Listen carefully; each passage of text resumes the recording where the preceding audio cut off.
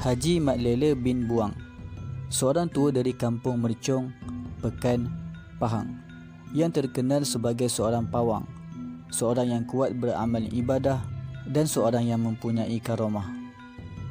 Haji Mat Lela bin Buang dipercayai berasal dari kampung Luit dari daerah Maran, Pahang, dan telah berhijrah ke kampung Mercong bersama-sama seorang tokoh pahlawan yang terlibat di dalam siri penentangan orang-orang besar Pahang terhadap penjajahan Inggeris di negeri Pahang, iaitu Tok Kancil, yang juga merupakan bapa saudaranya.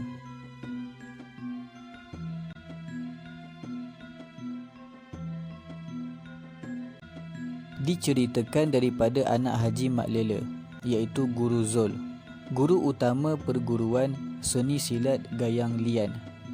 Pernah satu ketika, terdapat sebuah jambatan besar yang sedang dibina di kampung Mercong. Ketika jambatan tersebut hampir siap, besi penghentak bagi kerja-kerja binaan dibiarkan berada di atas jambatan. Hal itu menyusahkan para penduduk kampung untuk melalui jambatan tersebut. Apabila perkara itu dimaklumkan kepada pihak pembinaan, mereka tidak mengendahkan keluhan daripada penduduk kampung, sehingga akhirnya penduduk kampung mengadukan hal tersebut kepada Haji Mat Lela bin Buang. Lalu Haji Mat Lela bin Buang pergi menemui ketua jurubinaan jambatan dan meminta jasa baiknya untuk mengalihkan besi-besi tersebut. Namun sebaliknya berlaku.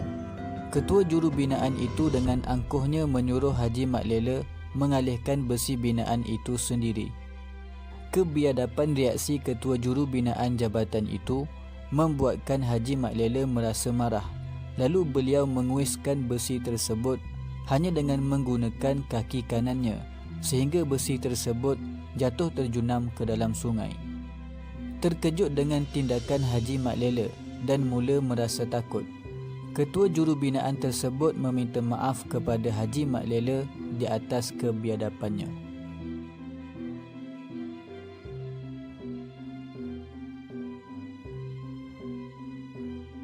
Terdapat ramai di kalangan pencinta sejarah tanah air, khususnya pencinta sejarah di negeri Pahang, beranggapan bahawa individu yang bernama Haji Mat Lela bin Buang adalah Mat Lela bin Datuk Bahaman, yang terlibat secara langsung di dalam sejarah penentangan terhadap penjajahan Inggeris di negeri Pahang.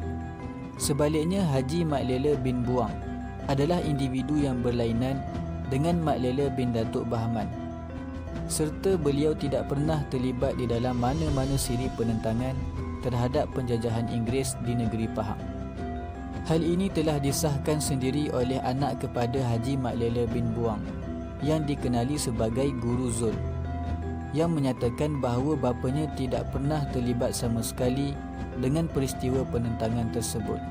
Walaupun begitu, menurut cerita lisan daripada waris-warisnya, Haji Mat Lela bin Buang sering diziarahi oleh pahlawan Mat Kilau dan beberapa orang pahlawan lain ketika hayatnya di rumahnya di kampung Mercong. Orang ramai mempercayai bahawa Haji Mat Lela bin Buang adalah salah seorang tokoh pahlawan Pahang, walaupun perkara itu tidak pernah diakui oleh beliau, sehinggalah beliau meninggal dunia pada tahun 1995 Masihi ketika berusia 118 tahun. Jenazah Haji Mat Lela bin Buang dikebumikan di pusara kampung Mercong, Nanasi, di daerah Pekan, Pahang.